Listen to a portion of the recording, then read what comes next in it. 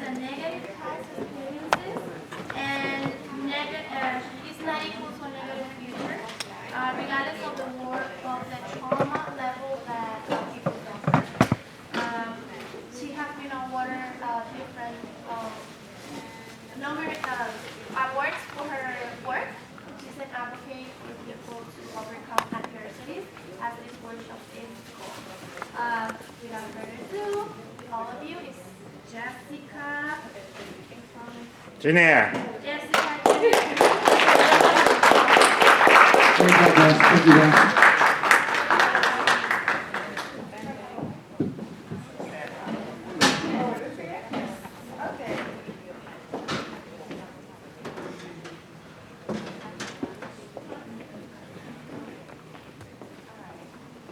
Hello. Okay, before we get started, I'm going to ask if everybody in the back can move to the front. There's a reason that I need you to move to the front, because we're going to have some fun today, we're going to do some interactive stuff, and everything's going to flow better if you're sitting next to someone, if you have a person sitting next to you.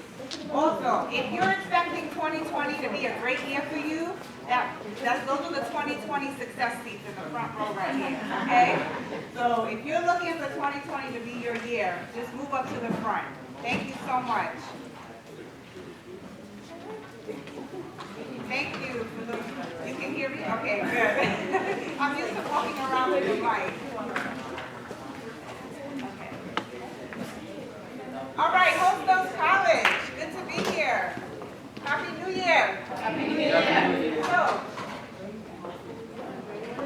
how many of you were wondering, what the heck is that on the screen? Tell the truth, how many of you were wondering, right? What did you think about it? First thought when you saw it? Is it a dog? Is it cute like that? Pitbull. Pitbull. Okay. I mean that What type of feeling did you feel when you saw this dog? Or this pet, this animal? Curiosity. Who said cute? Oh, okay. Okay. So it's actually working. Anybody else?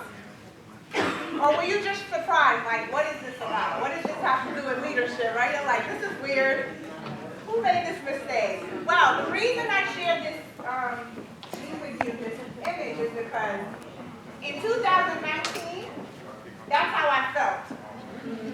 By the end of 2019, this is how I looked. I felt like I lost my ears. I felt discombobulated. I felt weird.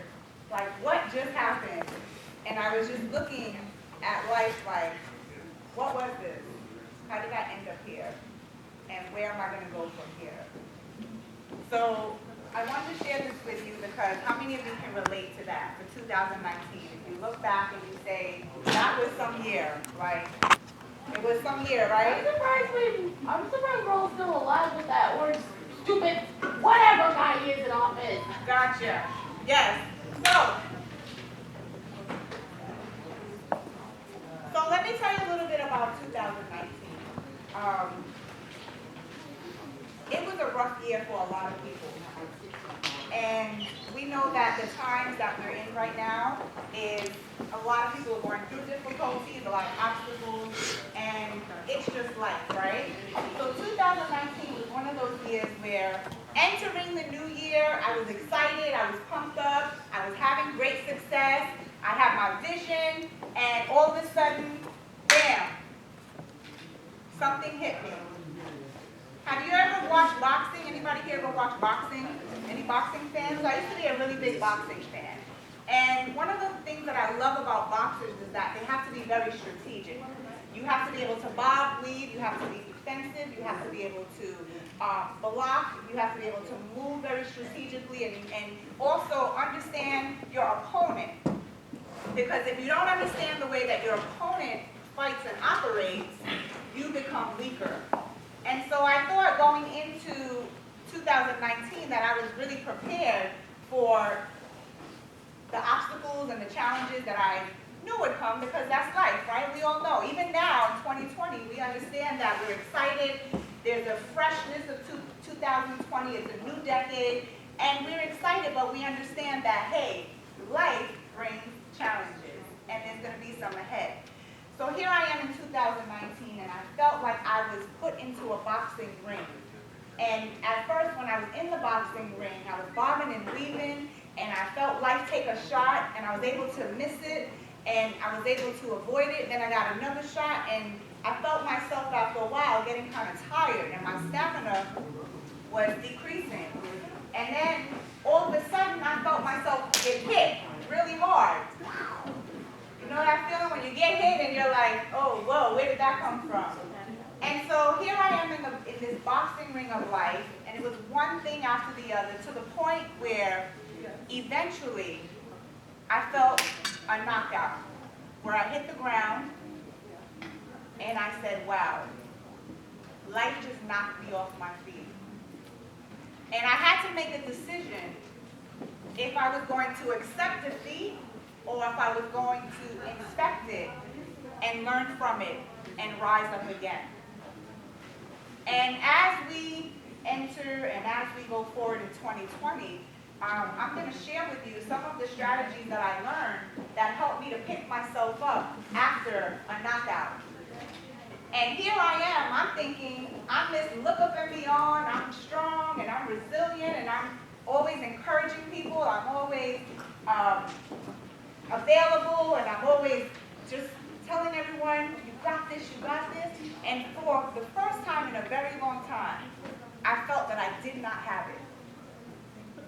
I felt that I had failed. And I felt that I had messed up in some areas and that I could have done better. So I don't know if anybody can relate to that. If you look back in 2019 and you see some situations in your life where you had the wind kind of knocked out of you. And whether you were bobbing and weaving and you kind of got tired from the blocking and the defense, or you actually got knocked out and you had to gain your composure and get yourself back together, there may have been some things that rocked your belief. Your belief about your abilities, your belief about who you are and what you're capable of, your belief that your vision and the goals that you have are attainable. There may be some things that knocked your belief out, your wind out. And it's very important for us to go back to 2019 and reflect on those experiences in order for us to be strong and to be prepared for the vision that we have in 2020. Does that make sense? Right? Now, is anybody relating to what I'm saying? This is real life, right? Real life, sometimes it will knock you out. I want to share a little clip with you this morning.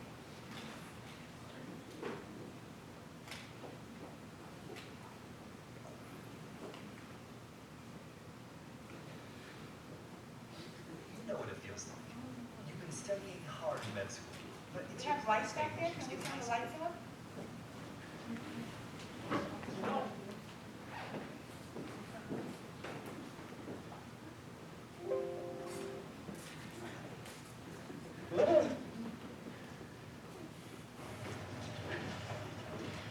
You know, living with you, it hasn't been easy. People see me, but they think of you. Now with all this going on, this is going to be worse than ever. It don't have to be. No, sure it does.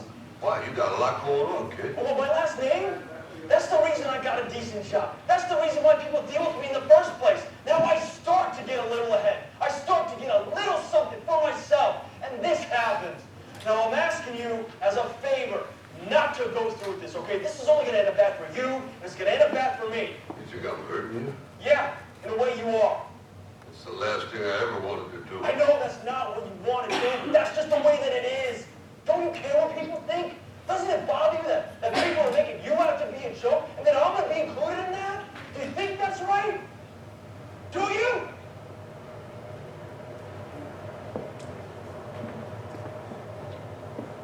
You ain't gonna believe this. But you used to fit right here. I'd hold you up and say to your mother, this kid's gonna be the best kid in the world. This kid's gonna be somebody better than anybody ever knew. And you grew up good and wonderful. It was great just watching you every day. It was like a privilege. time come for you to be your own man and take on the world, and you did. But somewhere along the line, you changed. You stopped being you. You let people stick a finger in your face and tell you you're no good. And when things got hard, you started looking for something to blame, like a big shadow. Let me tell you something you already know.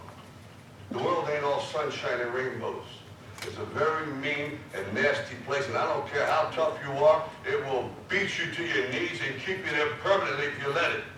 You, me, or nobody is going to hit as hard as life. But it ain't about how hard you hit. It's about how hard you can get hit and keep moving forward. How much you can take and keep moving forward. That's how winning is done. Now, if you know what you're worth, then go out and get what you're worth. But you got to be willing to take the hits and not pointing fingers saying you ain't where you want to be because of him or her or anybody. Cowards do that, and that ain't you. You're better than that.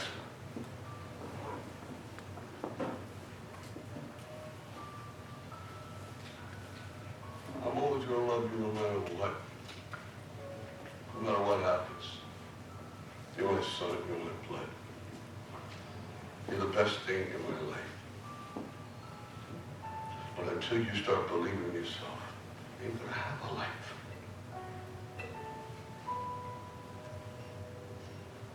Don't forget to visit your mother.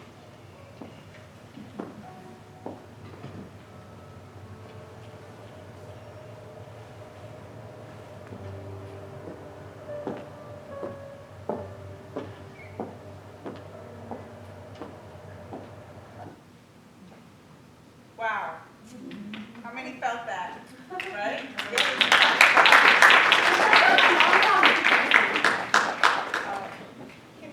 me get the rest. I wanted to share that clip because I thought it was so appropriate as to what we're talking about when it comes to believing in ourselves. How many of you are excited about 2020? You have your vision? And you know what? I want to say something to all of you.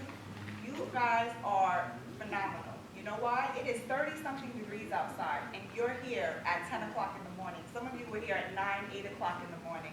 Give yourselves a round of applause. How many of you have been attending the series throughout the week, have attended the series, okay? Let's give yourselves a round of applause.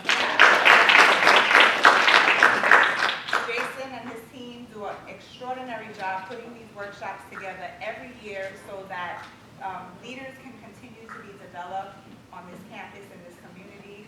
And the first step for any leader is showing up. Showing up. Sometimes we show up even when we don't believe in ourselves.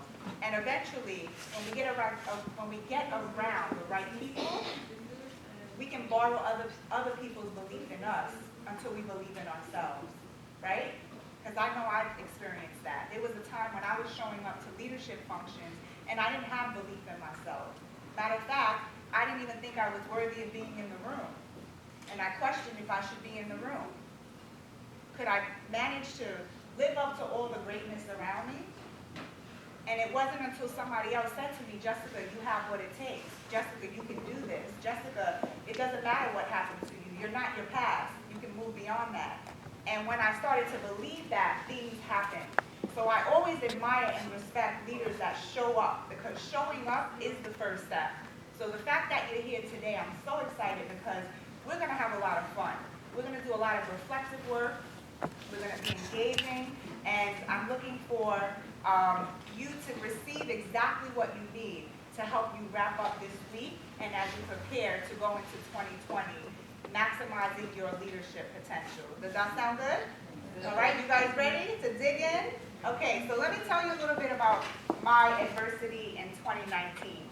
Most of this I have not shared publicly, so you guys are actually the first group of people I'm sharing it with. And a lot of it is going to take for me to be very transparent and vulnerable. And I found that great leaders find strength and gain strength from vulnerability. And so at the end of 2018, I had a situation in my home where I found out I had bed bugs. Now, I used to hear about people having bed bugs, and my first thought always always was that they're probably unclean, or they need to clean their home. And I would say probably judgmental and didn't have all the facts. And when I found out I had bed bugs, it turned from one problem into another problem. I live in an apartment, a small apartment in Brooklyn, with my 3 children, my husband. My 2 sons are here today. Let me give them a shout out. And when I found out I had bed bugs, I was totally devastated. I was so embarrassed. I didn't tell anybody about it because I was like, how could this happen? And they were in our bedroom, and I'm thinking, like, I don't even allow, first of all, I'm a germaphobe. So anybody that knows me knows I'm a germaphobe. And I just could not put the 2 and 2 together. Like, how could we get bed bugs? So we ended up having to throw out a lot of our furniture. And this happened right on the heels of my firstborn going away to college. So there was a lot happening. And then the exterminator came, exterminated the apartment. They said they had to come back in 2 weeks. When they came back in 2 weeks, it was a different guy. When he exterminated the apartment, he doused the apartment so bad that we had to throw out all of the furniture that we had left. So we literally had nothing in our apartment. And it was very, very stressful because, again, I just sent a child off to college, and this was in the heels of me on the outside having success. I'm traveling, I'm speaking, I'm doing so many things, and here I'm coming home to an empty apartment, and my finances are exhausted, and I couldn't refurnish the apartment. So that was a big emotional weight on me, because I felt like, am I really successful? Am I a failure? Because when I'm out here, everything looks great. You see my family on social media, we look together, we look like we're living the life, and then I come home to this apartment and it's empty, and I can't refurnish it right now. And it took a toll on me emotionally and mentally. And I had to keep pushing through that in order to be effective in my leadership, because I was still being called to speak. I was working with teens, I was mentoring young people, I'm working with people in emotional distress, I do suicide prevention. So I work with people who are feeling suicidal, and I'm doing all these things, wonderful things, being a wife, being a mother, and yet feeling like a failure. Because I'm looking at my circumstances, and I felt like I couldn't change them. And I felt frustrated. Can anybody relate to that? Where you look at your circumstances, and you know that you're ambitious, you know that you're driven, you know that you're willing to put the work in, but yet it's not enough to change your situation. And so you have to make a decision. Is this going to define me? Or am I going to inspect this to see what are the lessons I need to learn from this? 2019 was the first year that I struggled with depression and anxiety in years. And I couldn't understand, why am I going backwards? Have you ever felt like you're doing great and all of a sudden something happens and you feel like you're back at a place where you thought you had recovered from? Am I the only one? Anybody here can feel, okay, all right, just making sure I'm talking to the right crowd, because I'm being very transparent here. And I'm being transparent because I want you to see something when we tie this all together.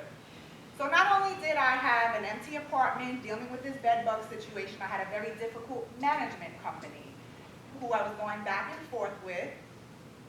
Then a couple of months later, my second child left for college. And that was very emotional for me. Because now, what used to be a full home was now very empty. 2 children leaving back to back. Then on top of that, my mother-in-law took a fall, and she broke her hip. She needed emergency surgery, and then ended up in a hospital for 7 days and then rehab, which she's still in rehab now. So for the past couple of months, we have been dealing with an aging parent, being an advocate for them. Now what I've been doing for the last 4 months or so is I take my laptop, and I'm at the nursing home and rehab center, and I do my work from there. And initially when she was there, I was there 5 to 6 days a week. So I would be there from about 4 p.m. to 10 p.m. doing my work from there. This is life, right? You have to adjust. Sometimes things get uncomfortable. So all of these things took their toll. And so you're probably wondering, well, what does all this have to do? Adversity. When adversity hits, sometimes we have to go back into the mess in order to make sense of it, to pull out the lessons that we can so that we can be resilient to keep moving forward. So many of you have goals, you have a vision, which we're going to get into that vision later on. But if we don't deal with the emotional and mental baggage of 2019, it's just going to weigh us down. And what I ended up having to do is I had to take the last quarter of the year, the last couple of months, and I had to inspect, why was I struggling with depression? Why was I feeling anxious? Why was I feeling burnt out? Why did I feel like a failure?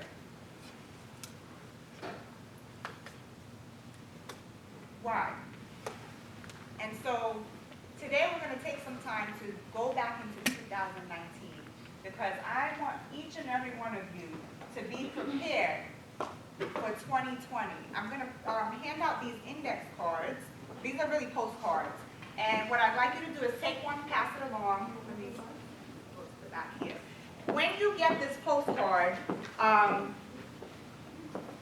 the top of your postcard, write 2019, okay? 2019.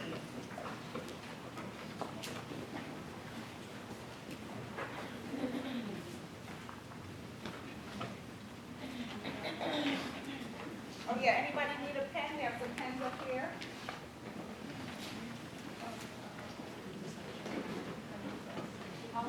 So you're writing 2019 on the top of your postcard. That's it over here? You need a pen? You're good? Okay. Give me one.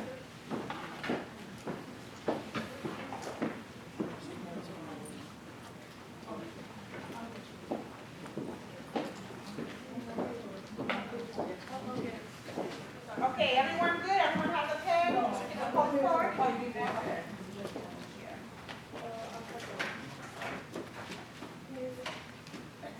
Oh, there's more there? Okay. Okay, so everyone should have a postcard, write 2019 on the top.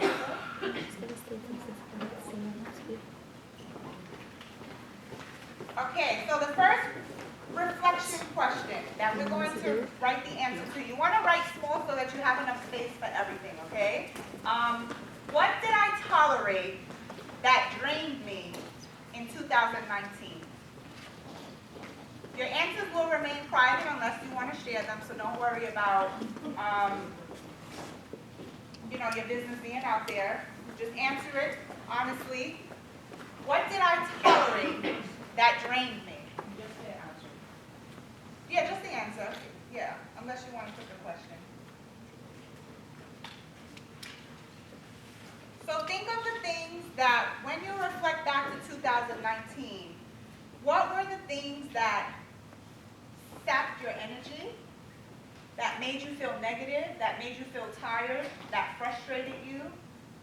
It could be a circumstance, it could be a person, it could be persons. But what did I tolerate that drained me? If you look back in 2019, are there situations where if you could go back to them, you would change your response to them? No, this is still the first question. I'm just speaking, giving commentary. So what did I tolerate that drained me? I'll share with you what I realized that I tolerated in 2019 that drained me, that I believe was one of the small things that led to me struggling with depression and anxiety. Number one, I started watching the news again. No, I'm very serious. For years, I stopped watching the news. This is a true story. The reason I stopped watching the news is because I am an empath. I take on other people's emotions. And I'm very compassionate, and that is especially true when it comes to children and seniors. And so years ago, when I was struggling with depression, I decided and I realized that every time I watched the news, I would feel sad afterwards. And I couldn't shake it. And so I stopped watching the news. And for years, I did not have depression.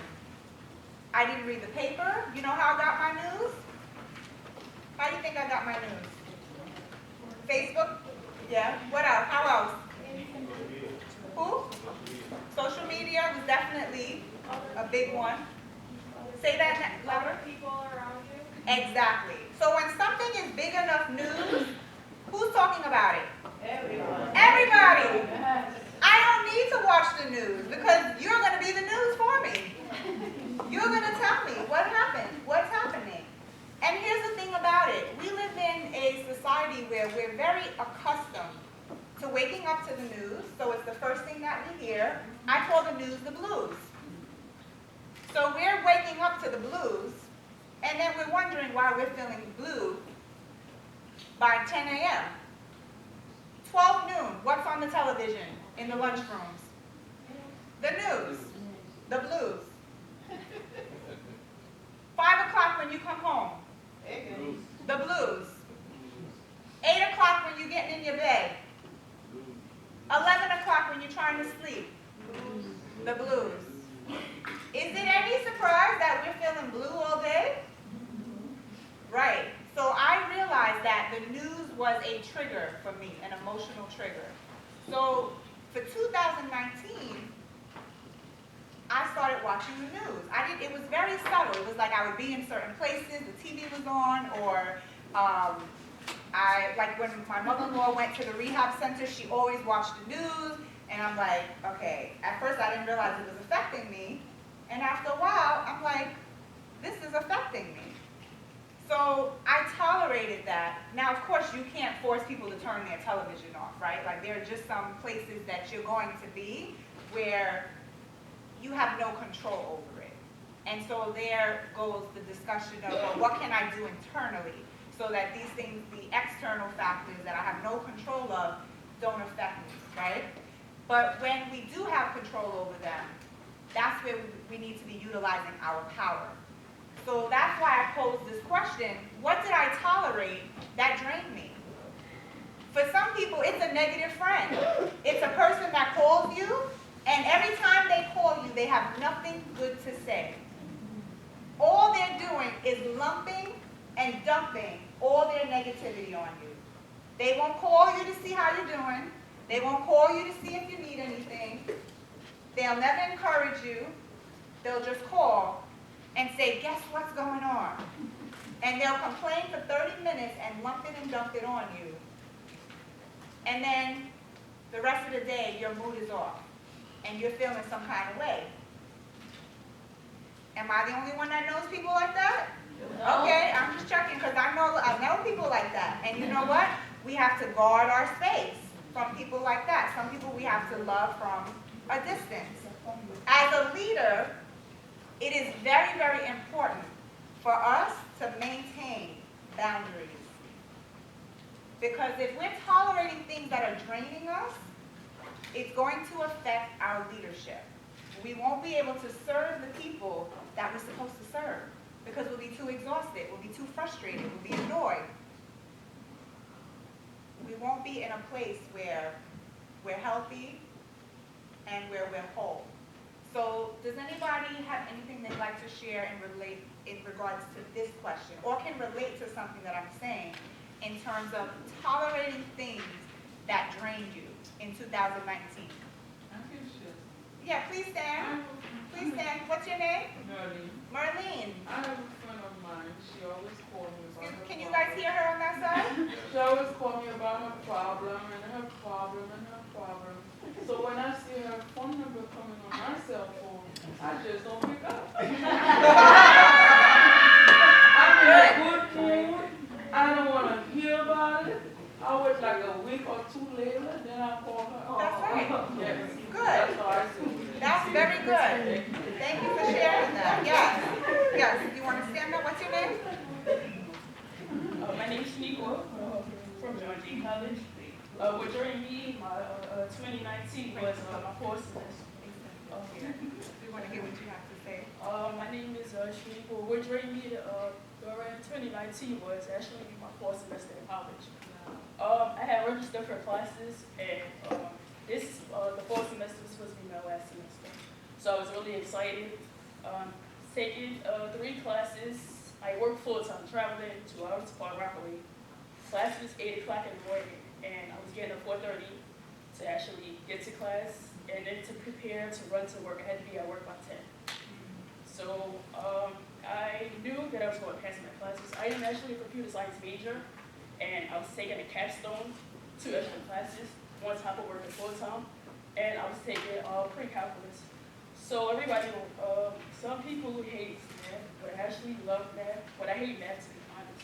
So I was like, I was good at math, so math was actually one of my classes at 8 o'clock, and I usually manage my time. So I knew I was capable of passing over in classes, which I got all the A's, rather than a W because I dropped math. So I was glad to see my grades that I got all the A's. And then the math class was a struggle, and it came to the point where I found out that I had to pay for my last semester, the one that I covered. I paid all my classes. And coming to the year that my semester was supposed to have ended, I found out dropping with a W because it was part-time that I had to pay for class. So I actually just not thought about it because I already was stressed out from the professor to let the professor know because she was strict. 8 o'clock, taking points of students coming in. So I took like 2 exams for the class. I passed the first one, the second one dropped. My grade got low, so I was trying to figure out. I said, no, I can handle it. Knowing that I had class Monday, Tuesday, Wednesday, from 8 o'clock to 9 every morning. And then get to work. I was working from 5 to 7 at 4. So would you say that your schedule The schedule? was draining you? What would you say specifically was draining you? I think that math classes, I was so worried on top of my schedule. Gotcha. Okay. So I think that tolerated me where I thought, I knew I had it, but it was just something that I realized that the math class. Did you need it? Yes, I did. Okay, so that's different because you needed that class, right? So sometimes when we need things, thank you for sharing that. Thank you. Yes. Because you bring up a very good point. Her schedule was overloaded. There's no doubt about that. You must have been exhausted on top of being stressed. And anybody who knows Far Rockaway, I grew up in Far Rockaway. My mom lives out there. They don't call it Far Rockaway for nothing.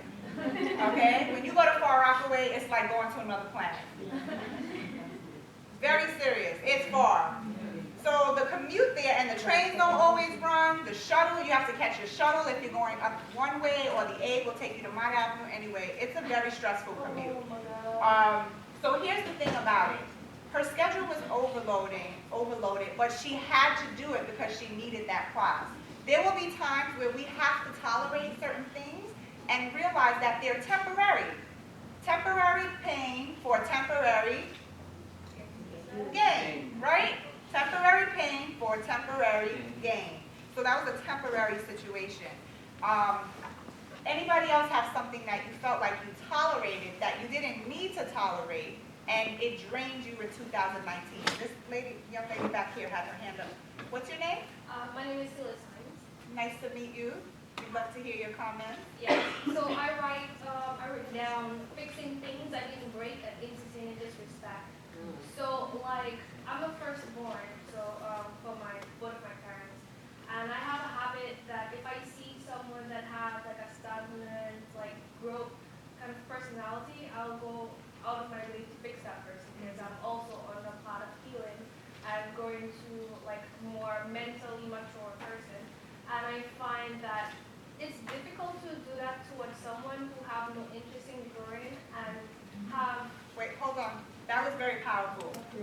And everybody in here that's a leader needs to hear that again. Say that again, please. That last part you just said, that putting into someone or trying to care for somebody, Yeah. right? If you try to care about someone so that they can grow into a better person and they don't want to, it doesn't make any sense because they're gonna pull whatever energy that you have and they're gonna sit and pretty much laugh at you on your face because all the work that you put into that person is pretty much nothing. You could have just like take that time and said, "Hey, to Australia," and That's hope right. that actually worked instead of actually investing time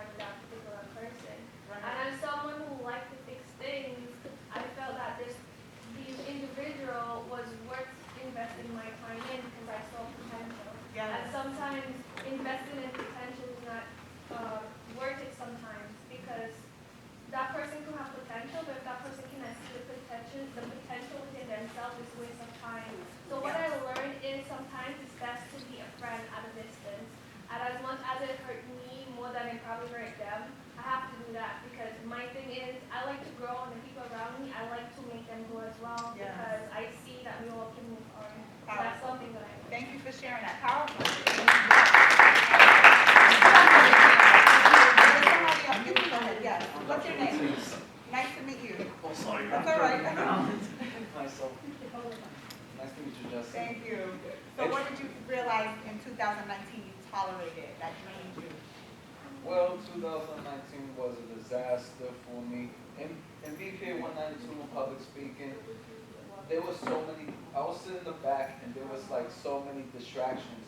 And let me tell you a story. There was a student named Tiana Syndrome.